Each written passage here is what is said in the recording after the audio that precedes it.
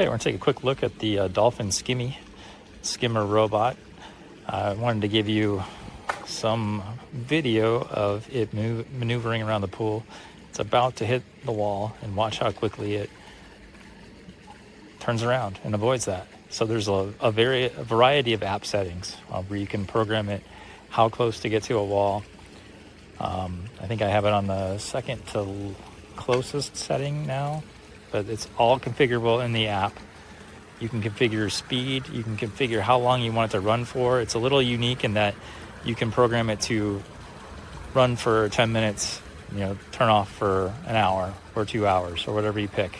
And you have a cycle setting like that you can set for both day and nighttime. But it has a very unique paddle wheel design. It's a quirky looking robot. I actually really like it. Over here I've got some of its competitors. I've got the Beatbot iSkim Ultra, got the Aper S1 Surfer.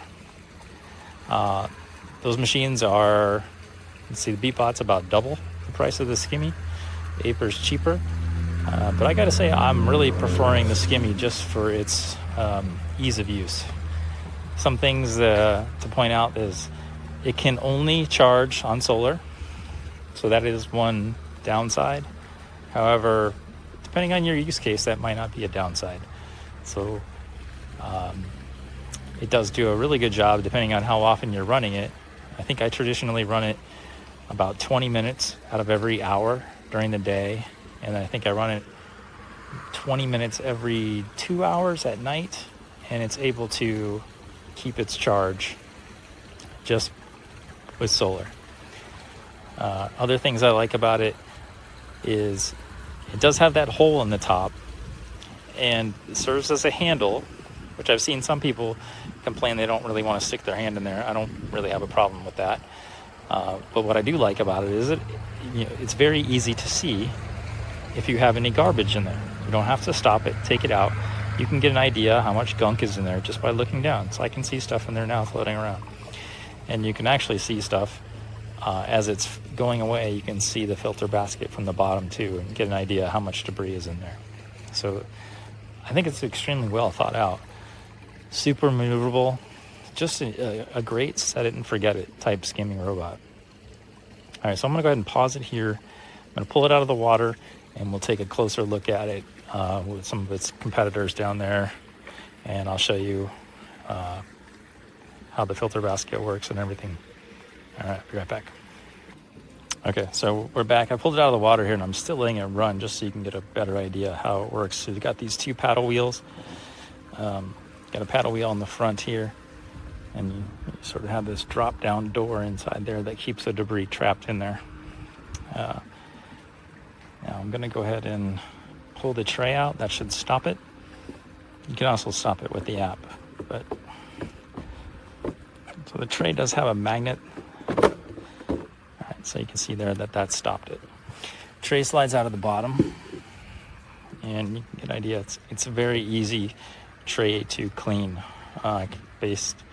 compared to these guys. These guys have pretty large, complicated filter baskets that are much harder to clean. I mainly have small debris, so this has only been running for 24 hours. And you can see that it's just picked up a bunch of grass, and I even have a pool cage. All right, so let's take a closer look. You can see it does sort of require you to do some cleaning here. Not only get clean the basket, but stuff does kind of get stuck on the bottom. But pretty simple robot, really. No buttons. Everything's configured through the app. It does have a Bluetooth only app, no Wi-Fi. That is kind of a bummer, but I can't say that the Bluetooth is that annoying. It's been pretty reliable with an iPhone. So its competitors over here do have Wi-Fi and Bluetooth, but you can see he's also quite a bit smaller and way lighter. So I'm gonna give you a better look, but you can see the size comparison. Has some simple status lights.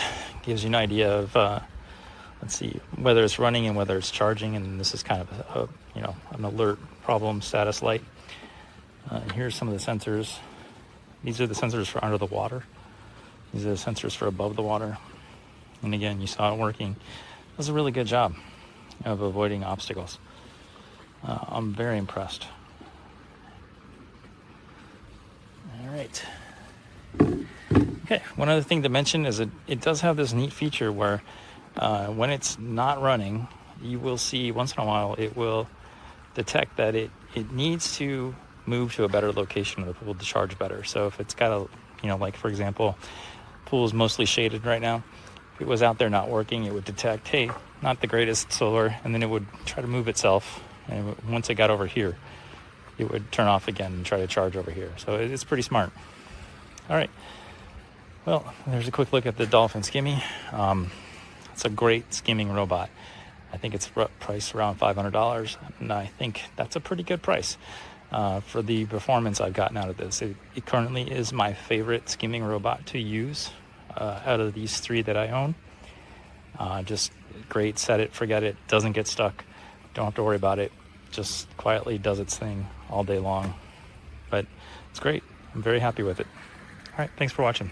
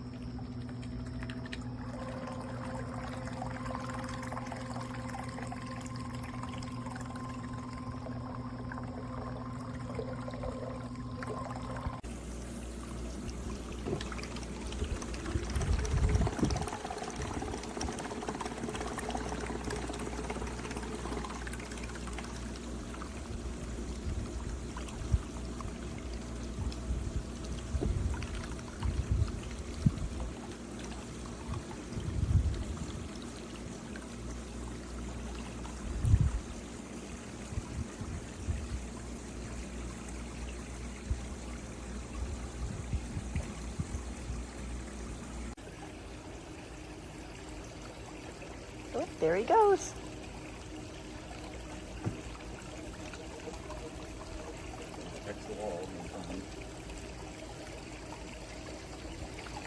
And text the other wall. Yeah, so you can see it. It's got little eyeball things. And off he goes. Yeah, this time actually when we go to the wall.